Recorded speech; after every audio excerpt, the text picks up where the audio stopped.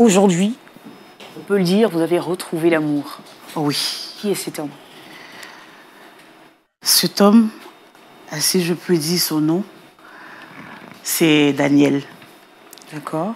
Oui, il est le moniteur de l'école du dimanche. Voilà. Quand nous sommes arrivés, c'est lui qui nous rendait visite, prenait de nos nouvelles.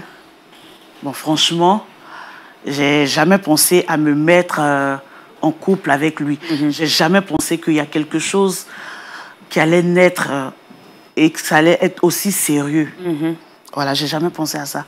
Parce qu'il venait juste encadrer les enfants, et il nous soutenait comme il le pouvait. Mais, comme on le dit, les sentiments, on ne les commande pas. Ils arrivent comme ça. Ils arrivent comme ça. Ouais.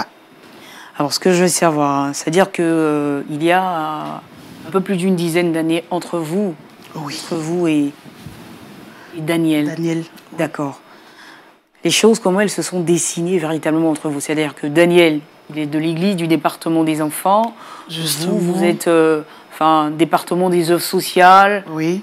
Depuis 7 ans, je suppose que vous avez trouvé Daniel dans cette assemblée, donc vous le connaissez, vous l'avez quand même un peu grandir aussi, un tout petit peu. Il a grandi quand même sous vos yeux, donc comment les choses se sont dessinées?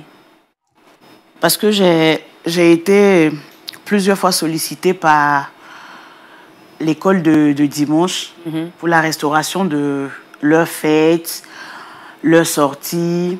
D'accord, vous deviez vous occuper en fait de la nourriture des enfants. Oui. Ok. Bon, là, les choses ont commencé timidement. Ça a commencé par les compliments sur ma gentillesse, mon amour pour le Seigneur, ma piété, tout ça. C'est par là que les choses ont commencé. Mais j'ai jamais imaginé, j'ai même pas pensé un instant que bon, il avait peut-être autre idée derrière la tête. Derrière la tête. Okay. Mais justement, je veux dire, il était moniteur, enfin, il est toujours moniteur de l'école du dimanche, c'est-à-dire qu'il a été également le moniteur de vos enfants, surtout les plus petites. Il a été leur moniteur. Oh oui. Vous le dites, hein, vous n'avez jamais imaginé un seul jour vous mettre en couple avec ce jeune homme-là. Justement. Comment vous avez su qu'il était intéressé par vous? Ça s'est passé le jour de mon anniversaire. Et ce jour-là, ça coïncidait avec la fête des mères, curieusement. Et là, il avait organisé une incroyable surprise dans un restaurant chic. Ouais, ça, je ne peux pas l'oublier. D'accord. Donc, alors là, il y avait 2 événements à célébrer le même jour. Hein. À la fois la fête des mères et votre anniversaire de, justement. Voilà, date de naissance. D'accord. Donc, parlez-nous un peu de cette journée. Comment vous vous réveillez le matin? Ce jour-là, je me réveille le matin avec déjà le cadeau d'Adrien. Les cadeaux, je dirais oui. Et c'est lui-même qui m'a offert ce boubou, même. Celui que vous portez. Oh oui. En tout cas, il est très beau. Oh, merci. Donc, ce jour-là, je me suis réveillée. Je n'ai même pas pensé que j'allais... Qui vous a offert le boubou? Adrien ou Adrien. Daniel? Ah, d'accord. Non, c'est Adrien. Adrien, d'abord, c'est mon premier homme d'abord. Après le décès de son père, franchement, il a relevé le défi. Donc, voilà. Il m'a offert 2... J'ai vu 2 emballages. J'ai ouvert. Franchement, c'était de très beaux boubous. Oui. Nous confirmons. Et là, voilà. Et là, il y a Daniel qui m'invite. Franchement, je ne m'attendais pas à ça parce qu'il y a eu des petites sorties ensemble. Mais bon, ce n'était pas grand truc. Parce qu'il encadrait vos enfants, donc forcément, il y a de petites visites de courtoisie. Des petites visites de courtoisie à la maison. Après, c'est la première fois qu'il vous invitait. Justement. Alors, ce que je veux savoir, comment est-ce que cette invitation se fait? Est-ce que c'est... Enfin, il vous appelle la veille? Comment ça se passe? Il vous appelle? Non, il ne m'a même pas prévenu, franchement. Il est venu à la maison comme si c'était une visite normale. Voilà, il est venu à la maison, il a dit, bon, comme c'est la fête des mères, et puis il savait déjà la date anniversaire, puisque les enfants avaient l'habitude d'organiser des petits trucs pour moi, donc ils participaient, ils contribuaient, tout ça. Donc, il savait déjà que c'était mon anniversaire. Et ça coïncidait avec la fête des mères. Donc, il est venu à la maison, comme ça. Bon, il a dit aux enfants, bon, aujourd'hui, je vais vous emprunter votre maman pour un bon moment. J'espère que vous n'allez pas me refuser ça. Donc, bon, pour les enfants, il a l'habitude de venir à la maison. Donc, du coup, il n'y a pas de problème. Oui. Donc, Adrien a dit, OK, tu as ma permission. Et c'est là. Et c'est le soir qu'on est sorti. Franchement, quand je suis rentrée dans le restaurant, non, je m'en revenais pas. Attention, pas si vite. Hein. Non, non, non. Donc, vous sortez de la maison, on va retracer cette soirée. Hein, parce que... Donc, vous sortez de la maison, vous arrêtez un taxi. Non, il est venu me chercher. D'accord. Voilà. Comme tout homme galant. Donc, il est venu me chercher. D'accord. On va... Dans un restaurant, vous nous... Je lui ai demandé, mais on va où? Il dit, non, c'est une surprise. J'ai dit, non, dis-moi. Il dit, non, si je te dis, ce n'est plus une surprise. Bien sûr. Donc, tu regardes seulement. J'ai dit, non, j'espère que tu ne vas pas aller me vendre. Et on a commencé à rigoler. Il a dit, non, tout sauf ça. Comment aller vendre une si belle dame? Et que vont devenir ses enfants? On a rigolé. Et quand nous sommes arrivés devant le restaurant, il dit, non, tu ne descends pas, tu attends. Donc, j'attendais. Il est sorti, il a ouvert la portière, il m'a pris par la main, il m'a fait sortir. Waouh. Oui.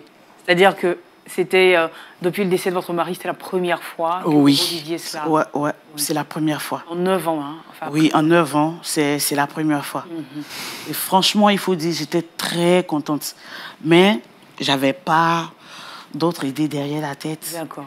Donc, quand on est rentré dans le restaurant, franchement, quand j'ai vu, avec tout ce qu'il avait mis sur la table, avec les cadeaux et autres, franchement, à partir de ce jour-là, mon regard pour lui a changé. Votre regard pour lui a changé? Oui. Est-ce que vous vous êtes senti à nouveau désirable? Oui. Vous avez senti de l'amour dans les yeux d'un homme pour vous? Justement, je me suis dit que, bon, après le décès de mon mari... Vous étiez complètement fermé. Voilà, justement, je me suis dit que je n'allais plus pouvoir rencontrer peut-être l'amour. Voilà, vu que j'avais... En plus, vos enfants étaient encore à bas âge, donc oui, justement. il fallait pouvoir les élever toutes seules. Donc vous avez mené ce combat-là toute seule. Ouais. Et donc là, vous mangez au restaurant, évidemment. Vous mangez. On mange. Vous vous souvenez de ce que vous avez mangé ce jour-là? J'avais tellement de choses à manger que peut-être je peux seulement me rappeler que j'ai seulement mangé les frites avec le poulet, la salade et autres. Parce qu'il y avait trop de choses. Donc, le reste, c'était des emportés pour les enfants. C'est ça une mère. Hein. C'est ça. Il faut penser aux enfants. Je pense toujours aux enfants, c'est clair. Donc, c'est-à-dire que votre rencontre avec Adrien, enfin, vous le connaissiez déjà parce que vous étiez de la même assemblée. Justement. Mais en fait, c'était plus des visites de courtoisie, un amour vraiment fraternel. Oui, très fraternel même. Voilà. Jusqu'à cette fameuse invitation. Justement. À votre date d'anniversaire. Oui. Et la célébration de la fête des mères. C'est ça. Vous passez une superbe soirée. Très bonne soirée même. Et après cela, vous, évidemment, vous rentrez à la maison. Oui, je rentre à la maison, je raconte aux enfants, tout le monde est content. Parce que chacun a eu au moins quelque chose. Ah, maman est revenue, elle nous a envoyé quelque chose, donc j'ai raconté. Comment ça s'est passé? Ils étaient tellement pressés. Comment ça s'est passé? Raconte-nous un peu, tout ça. Je leur ai raconté, vraiment, ça s'est bien passé. On a passé une superbe soirée, franchement, avec les enfants après. Voilà. D'accord. Alors, vous nous parlez de la soirée, de ce que vous avez mangé, de quand il vous a raccompagné à la maison. Mais est-ce que vous nous dites tout? Qui a fait le premier pas? C'est lui. D'accord. C'est lui qui a fait le premier pas. C'est lui qui a fait le premier pas. Parce que moi, vu l'âge, la différence d'âge, franchement, bon, j'ai jamais pensé me mettre en couple avec lui. C'est ce que je disais au départ. J'ai jamais pensé à ça. Mais c'est lui qui a fait le premier pas. Qui a fait le premier voilà. Après cette invitation-là, c'est là que mon regard pour lui a changé. Et je suppose que d'autres invitations, effectivement... Oui. Avec le temps, d'autres invitations et les choses ont commencé à venir seules, comme on le dit. À venir seules. Oui. D'accord. Mais tout cela, en fait, vous le cachiez à votre fils. Hein. Oui. Parce que Adrien a 30 ans, donc... Alors, ce que je vais savoir, Honorine, vous rencontrez donc, voilà, Daniel, vous commencez à partager quelque chose avec lui. Et... Oui. Est-ce que vous n'avez pas eu à un moment donné un tout petit peu peur du regard des autres? Si. Est-ce que cela ne vous a pas effrayé? Même. Parce que je me dis, vu l'écart d'âge, la différence d'âge, qu'est-ce que les gens vont penser? Est-ce qu'ils ne vont pas me prendre pour une folle? Est-ce qu'ils vont comprendre? Est-ce qu'ils ne vont pas me juger? Bon, qu'est-ce que mes enfants vont dire? Bon, tout ça. Oui. Mais je me suis dit que c'est un choix. Oui. J'ai fait un choix, je prends ce qu'il y a à prendre et je laisse couler la vie. Vous laissez couler la vie. Oui. Donc, c'est vrai qu'au départ, vous avez eu peur d'en parler à qui que ce soit, de oui. peur justement que cette histoire-là soit soit terni. Je n'en ai même pas parlé à quelqu'un. Il soit terni par le regard des autres. Justement. Parce qu'avec les jugements de chacun, ça pouvait mettre fin à cette histoire, sans même qu'elle commence. Alors, si vous, vous avez décidé effectivement d'en parler aujourd'hui à votre fils, ça veut dire que vous décidez de mettre fin à cet amour qui se vit en cachette, là, c'est cela? Justement. Vous avez envie de le vivre au grand jour. Justement. Vous nous avez parlé de votre fils Adrien tout à l'heure comme étant un enfant qui vous avait vraiment soutenu. Franchement. Depuis le départ de son père. Oui. Et avec qui vous entretenez une relation très fusionnelle. Est-ce que Honorine craint aujourd'hui la réaction de son fils? Oui, je crains. Je crains parce que ça ne sera pas facile pour lui d'accepter. D'accepter cela? Non. Parce que votre fils a le même âge? Avec Daniel. Avec Daniel. Ça ne sera pas facile pour lui d'accepter même. Est-ce que Daniel, de son côté, partage les mêmes craintes que vous? Il a également peur aussi, Daniel? Justement, il a peur du regard des autres. Qu'est-ce que les gens de l'église vont dire? Qu'est-ce que, sa famille, tout ça. Donc, c'est-à-dire que pour l'instant, pas encore eu de présentation officielle avec un membre de sa famille. La relation est toujours secrète. Justement. Et vous vous sentez bien dans cette relation? Non, je me sens à l'aise avec lui. Je suis heureuse, mais le fait que ça soit secret, ça ne me plaît pas. Ça ne vous plaît pas? Voilà, je ne peux pas me manifester. Justement, je ne peux pas vivre librement comme je veux. Et là, ça me dérange. Ça vous dérange? Oui. Donc, ça fait combien de temps que vous êtes dans cet amour secret? 1 an, 2 ans? Ça fait 3 ans. Ça fait 3 ans? Oui. Waouh. Alors, comment vous avez fait pendant 3 ans pour pouvoir garder secret cette histoire sans que votre fils ni aucun de vos enfants ne s'en aperçoivent? Il continue toujours de venir à la maison, mais justement, comme si rien n'était. Voilà. Ça doit être compliqué, ça. Il continue les visites. D'accord. Il continue d'encadrer les enfants, de prendre soin d'eux comme il avait l'habitude de le faire. Il n'a pas changé ses habitudes. Donc, les sorties aussi continuent, les appels, ça ne manque pas. Voilà. C'est difficile, vous avez l'impression d'être en train de mentir, de jouer à un double jeu. Et quand je regarde mon fils, j'ai des remords parfois. Parce que je me dis qu'il m'a soutenue et puis aujourd'hui, il y a un problème, je ne suis pas à mesure de lui en parler. J'ai des remords moi-même. Et quand je le regarde, vraiment, j'ai mal. Voilà, j'ai très mal pour lui parce que c'est un enfant très bien. Il n'a pas besoin que je lui cache toutes ces choses. Il n'a pas besoin que je lui cache ça. C'est pas intéressant que je lui cache ça moi-même. Et donc ça voudrait dire aussi, si la famille de Daniel ne vous connaît pas, ça voudrait dire aussi que votre famille ne le connaît pas non plus. Non. Personne ne le connaît. Personne. On le connaît en tant que moniteur et en tant qu'encadreur des enfants. D'accord. Allez-y. Oui, donc on le connaît juste en tant que moniteur et celui qui encadre les enfants. Voilà. C'est pareil pour les gens de l'église, c'est pareil pour tous les membres de l'église. Voilà. On se dit quoi? Quand nous sommes arrivés dans la communauté, c'est lui qui venait nous rendre visite, c'est lui qui prenait de nos nouvelles, tout ça. Donc, c'est comme ça que tout le monde nous voit. Voilà, en tant que moniteur et encadreur. Voilà. C'est tout. Comme de simples frères en Christ. Justement. Justement, avant qu'il ne vous déclare sa flamme, les enfants étaient déjà un tout petit peu habitués à lui, donc... Voilà, à ce moment-là, aucun soupçon quand même. Justement. Et jusqu'à présent, ils n'ont pas de soupçon. Mais là, moi, ça me dérange fort, ça me ronge. Parce qu'aujourd'hui, nous avons envie de vivre cet amour au grand jour, de rencontrer vos responsables religieux, et de pouvoir aussi leur dire que... Affronter le regard de tout le monde. Tout le monde. Parce que c'est votre choix, vous avez cette conviction-là. Oui. Dans la prière, avec lui, vous êtes... Ça va. Ça va. Et il est beaucoup religieux, il est beaucoup, comme on le dit, tout le temps prière. Et tout ce qu'on doit faire, on doit interroger le Seigneur. Voilà. Chaque fois qu'on doit faire quelque chose, il demande, on va prier, on va demander au Seigneur. Si le Seigneur est d'accord, voilà, on va s'engager. On va s'engager. Donc aujourd'hui, il y a vraiment cette conviction au fond de vous. Vous avez le sentiment, vous êtes persuadé, c'est la volonté de Dieu. Vous avez envie aujourd'hui de devenir la femme de Daniel, justement, moniteur de l'école du dimanche. Oui. Parce qu'avec lui, je me sens à l'aise, je me sens bien, je suis épanouie à nouveau. on arrive à se comprendre, on arrive à se parler, voilà.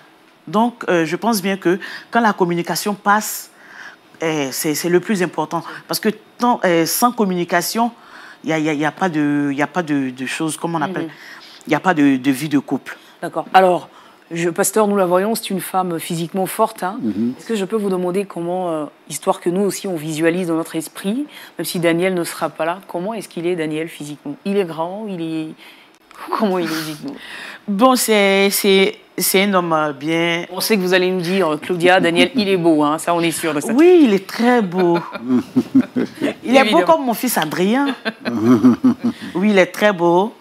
Un homme grand et bon, avec les muscles. Voilà, et bien bâti, ok. Oui. D'accord. Alors, Honorine, pour être plus sérieuse, hein, dites-nous si il advenait que votre fils, Adrien, ne vous soutenait pas dans cette décision, comment est-ce que vous allez vous sentir? Je vais me sentir très mal, mais je vais tout faire pour le convaincre. Le convaincre? Oui. Le convaincre. Est-ce que vous dites que si votre fils, effectivement, vous soutient dans cette démarche, vous serez la mère la plus... Je pourrais affronter tout le monde. Voilà. Tout le monde. Mais si j'ai pas le soutien de mon fils, je pourrais rien faire. C'est ça. Surtout que c'est votre seul garçon. Justement. Votre premier aussi. Oui. Maureen, vous êtes une femme courageuse. Merci, Claudia. Je l'ai dit à longtemps. Déjà, de venir sur un plateau de télévision, c'est déjà s'exposer à la critique de tout le monde. Oui. C'est déjà mettre son histoire, effectivement, en face de tout le monde et donner le droit à plusieurs personnes de juger votre histoire. Oui. Vous êtes donc une femme très courageuse. Merci, Claudia. D'ailleurs, nous vous souhaitons vraiment beaucoup de bonheur. Et je pense que nous ne sommes pas seuls sur ce plateau. Nous avons également la bienveillante présence de notre pasteur Tchoumou, qui va aussi donner son avis, bien sûr porter un regard sur votre situation. Alors, pasteur, vous venez avec des personnes sur le plateau, mais qui ne sont pas du tout unanimes. Hein. Et voilà, les avis seront vraiment partagés. Vous allez être celui qui va certainement les départager. Ah oui. Alors, Dame Honorine, qui aujourd'hui redécide de renouer en fait avec l'amour, d'ouvrir son cœur à nouveau. Est-ce que selon vous, parce que son mari, enfin son futur mari, son prétendant est beaucoup plus jeune qu'elle, il faut donc renoncer à ce désir de vouloir de pouvoir à nouveau fonder une famille? Premièrement, parce que nous sommes des chrétiens, nous agissons par rapport à la volonté de Dieu. D'accord. Donc, c'est ce que Dieu veut pour nous qui est meilleur. Et c'est ça que nous faisons. Maintenant, quelle est la volonté de Dieu au premier degré par rapport au mariage? La volonté de Dieu, c'est qu'un homme et une femme se marient. D'accord.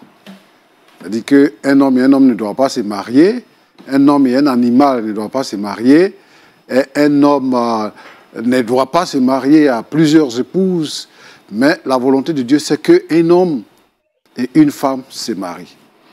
De ce point de vue-là, je pense que Honorine ne fait pas mal, parce qu'elle a rencontré un homme qui veut l'épouser, donc elle ne fait pas mal. Maintenant, il faut tenir compte de l'arrière-plan de chacun, de l'éducation que nous avons reçue. Elle a dit tout à l'heure qu'ils prient ensemble. Bon, lui, il cherche la volonté de Dieu, il fait la volonté de Dieu et tout ça. Mais de toutes les façons, Honorine même essaie, avant de venir sur ce plateau, elle sait certaines choses dans sa conscience. Et c'est par rapport à ça, justement, qu'elle vient sur le plateau parce qu'elle ne peut pas parler directement à son fils. Elle voudrait être soutenue et elle souhaite également que son fils soit convaincu par certaines personnes sur ce plateau. C'est pour ça qu'elle est venue. Moi, si ce n'est pas un péché, moi je ne vois pas en quoi l'écart d'âge est un péché. Moi, je ne regarde pas ça comme un péché. Mais c'est dans la pratique. Elle a déjà fait... 3 enfants. 3 enfants. Dites-nous, Honorine, est-ce que Daniel a des enfants? Non. Non, il n'est pas marié, il n'a pas d'enfants. D'accord. Elle a fait ses 3 enfants. Et puis, enfin, je ne suis pas médecin ou sage-femme, mais j'aurais appris que la ménopause commence à partir des 45 ans. Donc, ce qui veut dire, premièrement, que Daniel serait condamné à ne pas avoir des enfants. Alors, il aura un malaise. Il aura un malaise à partir d'un certain âge. Daniel lui-même sera mal à l'aise. Parce qu'il va voir ses amis avec qui il est parti à l'école, tout ça, d'autant plus que elle, son fils, a le même âge que Daniel. Donc, eux, ils vont se marier à des jeunes filles et puis ils vont commencer à avoir des enfants. Et lui, il ne va pas avoir d'enfants. Et il sera là. Ça sera premièrement un malaise.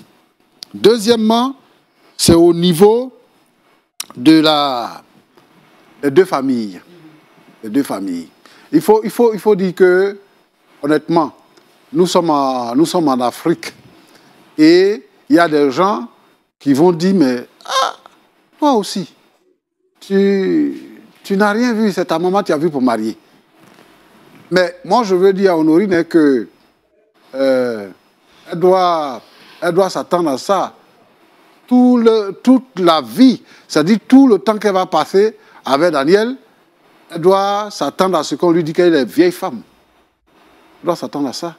C'est-à-dire qu'il y a des gens qui vont venir, qui vont les voir, et puis après, quand ils vont se présenter comme monsieur, madame, ils vont dire, après, pas devant elle. Je pensais que c'était sa maman, c'est son mari, et tout ça. Et puis, vraiment, il aura beaucoup de choses. C'est ça qui est un peu un hic dans cette histoire. Maintenant, à côté de ça, c'est que Honorine, elle a beaucoup à gagner aussi en épousant Daniel. Elle a beaucoup à gagner. Pourquoi? Parce que Daniel il est jeune. Il est jeune. Et donc, elle va passer de très bonnes nuits parce qu'il est jeune. Bon. Quelqu'un a dit tout à l'heure sur le plateau que même dans le monde, ça ne se fait pas. Non, je n'irai pas jusqu'à ce point. Ça se fait dans le monde. Et il y a des choses qu'on voit même, au sommet de certains États par rapport à l'écart d'âge qui est entre monsieur et madame.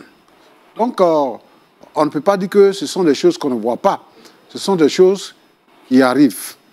Ici, il faut noter, il faut signaler que c'est une question d'amour. C'est une question d'amour. Donc, généralement, on dit que l'amour n'a pas de frontières.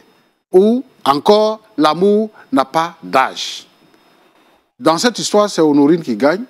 Elle a fait ses enfants, donc elle n'a pas de soucis d'enfant.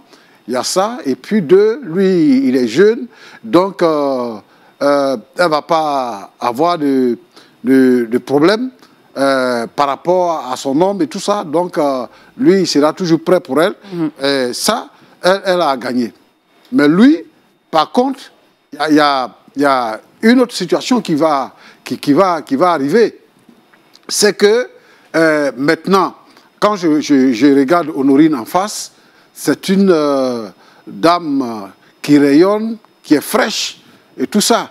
Donc, quand les premières 5 années, il n'aura pas de problème. Où on ajoutera encore 5 autres années qui vont faire 10 ans, il n'aura pas vraiment de problème. Mais comme Daniel, il est jeune, et que dans l'église, il y a des jeunes sœurs qui sont là, il y a des sœurs forcément qui vont lui faire les yeux doux. Il y a des sœurs forcément qui vont lui faire les yeux doux. Et moi, ce que je crains, c'est que à partir d'un certain moment donné, que Honorine ne soit pas complexée.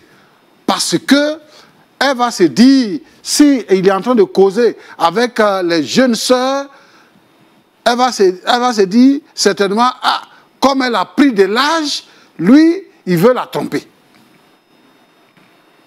Bon, donc ça, c'est un danger. Mais le plus grand danger, c'est que si lui, arrivé à un certain moment donné, aujourd'hui, l'amour est là, en tout cas, tous les deux sont romantiques, ça va. Mais arrivé à un certain moment donné, ça risque de changer. Ça va se ressentir. Oui, parce que on a le témoignage quand même de certaines personnes. Cette situation-là est déjà arrivée plusieurs fois. Je pense, par exemple, à un couple où monsieur était plus jeune. Et puis, plus tard, comme il ne faisait pas d'enfant, il allait derrière une jeune fille pour faire enfant. Donc, ça brise la communion fraternelle. Vraiment, c'est conseillé que vous soyez de la même génération. Si vous êtes de la même génération, c'est une bonne chose.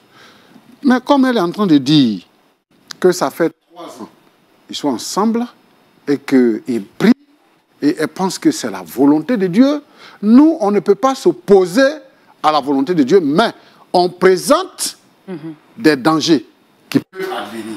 Donc, c'est là mon point de vue pour dire que si on veut parler de volonté de Dieu, la volonté de Dieu, c'est qu'un homme et une femme se marient. Donc, ce n'est pas mauvais de se marier, mais la vie va avancer, l'âge va avancer, et c'est là-bas qu'il va y avoir des complications. Donc, je pense que je prends ça avec un peu de recul par rapport à ce mariage, parce que elle a dit il y a 15 ans, de différence entre eux. Donc, on ne rattrape pas l'âge. 15 ans là, c'est vraiment énorme. Et donc, je pense qu'on peut réfléchir à ça, mais on ne peut pas. Moi, je ne peux pas leur dire non, ils n'ont qu'à se séparer, mais ils sont intelligents. Elle est intelligente, et lui aussi, il est intelligent. Et maintenant, c'est lui qui veut sa chose. C'est lui qui a vu. Donc, on ne peut pas lui dire que non, que ce que tu as vu. Lui, il sait ce qu'il a vu. Donc, c'est ce que je peux dire. Voilà, simplement. Voilà. C'est-à-dire qu'en fait, c'est possible. Il ne faut pas fermer les yeux sur tous les risques, effectivement, qui planent justement sur cette union. Parce que, pardon Claudia, moi je veux dire que aujourd'hui, il y a des pensées que les gens essaient de développer dans l'Église. Et comme par exemple, il y a des gens qui sont dans l'Église, ils parlent, nous on entend, mais on fait comme si on n'entend pas. Et ils disent par exemple qu'il y a beaucoup de sœurs, dans l'Église. Bon, on peut prendre deux. Il y a des gens qui disent ça. Ah bon, on dit, mais elle est jeune. Est-ce qu'elle est vieille? Elle n'est pas vieille. Et ça, on voit ça déjà ailleurs. Quelqu'un disait comme ça, que ce sont des choses qu'on ne voit même pas dans le monde. Mais moi, je dis que ce sont des choses qui se passent dans le monde. Il y a des jeunes gens qui sont avec des femmes un peu plus âgées. Voilà. Et donc, mais c'est pour un temps. C'est-à-dire que ce n'est pas toujours quand la femme elle n'a plus de jus, lui, il s'en va ailleurs. Il s'en va ailleurs et puis il n'a pas de problème. Pourquoi? Parce que dans le monde, les gens n'ont pas de témoignages à défendre. Mais nous, dans le Seigneur, on a un témoignage à défendre. Tout ce que je fais compte. C'est-à-dire que mon témoignage peut faire chuter quelqu'un comme mon témoignage peut fortifier la vie de quelqu'un. Dans ce contexte-là, moi je pense que les gens dans l'Église qui développent certaines pensées doivent revenir un peu à la normale. Donc nous pouvons simplement nous limiter au fait que, premièrement, il y a l'amour qui les guide. Donc s'ils se marient, l'amour sauvera et l'amour protégera ou sécurisera ce mariage. Et deuxièmement, ce que nous pouvons dire, c'est que si vraiment c'est la volonté de Dieu, que c'est Dieu qui a voulu qu'ils se marient, Dieu permettra qu'ils aient une vie épanouie. Donc, c'est ce que je voudrais dire, mais je veux surtout dire que ce sont des situations qui sont compliquées, ce sont des cas qui sont rares, et moi, je n'encourage pas les frères dans ce genre d'aventure. Voilà. Simplement. Oui. Merci beaucoup, pasteur. Mais ce que nous retenons, justement, c'est que ils ne sont pas en train de pécher, mais en même temps, on n'écarte pas les risques et les dangers qu'ils encourent, effectivement, s'ils s'engagent dans une telle union. On sait, vous, que vous avez, dans tous les cas, décidé d'en parler à votre fils, de le mettre au courant de la situation. Oui. Ça va se faire la semaine prochaine. Vous avez tout notre soutien, vous avez tous nos encouragements, toute notre compassion aussi. Merci, Claudia. Voilà, vous êtes une belle femme. Merci. Vous êtes vraiment une très très belle femme, donc on a hâte effectivement que la semaine prochaine arrive afin de voir votre fils, que vous puissiez enfin pouvoir lui parler. Dieu vous bénisse et puis voilà, portez-vous bien pour cette semaine-là. Et on va se retrouver la semaine prochaine avec vous, n'est-ce pas? Merci beaucoup. Claudia. Pasteur, Oui. On a hâte que la semaine prochaine arrive. Oui, la semaine prochaine. Voilà. On va voir Adrien en confrontation avec sa maman et puis voilà, on verra bien comment ça va se terminer cette affaire. On espère qu'elle se terminera bien. Oui. Merci beaucoup, pasteur. Vous nous rappelez rapidement les personnes avec lesquelles vous êtes venu, le pasteur? Le pasteur Kwame. Merci. Et son épouse, Madame Kwame. Merci beaucoup. Et la sœur Irène. Merci également. Là, qui nous accompagne. Et un grand merci. Mais Okay. toujours ce grand merci. Oui. Infiniment merci à votre endroit, pasteur. Chaque fois avec ces analyses concrètes, avec ces analyses sages, effectivement, qui nous emmènent à toujours nous engager dans la voie du Seigneur et à lui demeurer fidèle. Merci beaucoup, pasteur. Vous transmettrez toutes nos salutations à Maman Angèle qu'on n'a pas vue. Oui, d'accord. Elle est où d'ailleurs, Maman Angèle? Elle est restée à la maison. Voilà. Elle est restée à la maison, elle nous soutient. Exactement. Et vu que nous parlions de... Selon vous, ces deux-là peuvent se marier puisque le jeune en question est l'ami de son fils, qui a pratiquement le même âge que lui. Et c'est vrai que c'est l'amour, c'est vrai que on s'attend le moins lorsqu'elle vient, mais dans ces conditions-là, qu'est-ce que cette femme doit faire? Quel conseil vous pouvez donner à cette femme? Mettez en commentaire. Et aussi, n'oubliez pas de vous abonner, de liker, de partager et d'activer la cloche de notification afin de ne rien rater de nos prochaines publications. Car chaque jour, nous publions une vidéo. Bon, qu'est-ce que cette femme doit faire? Elle doit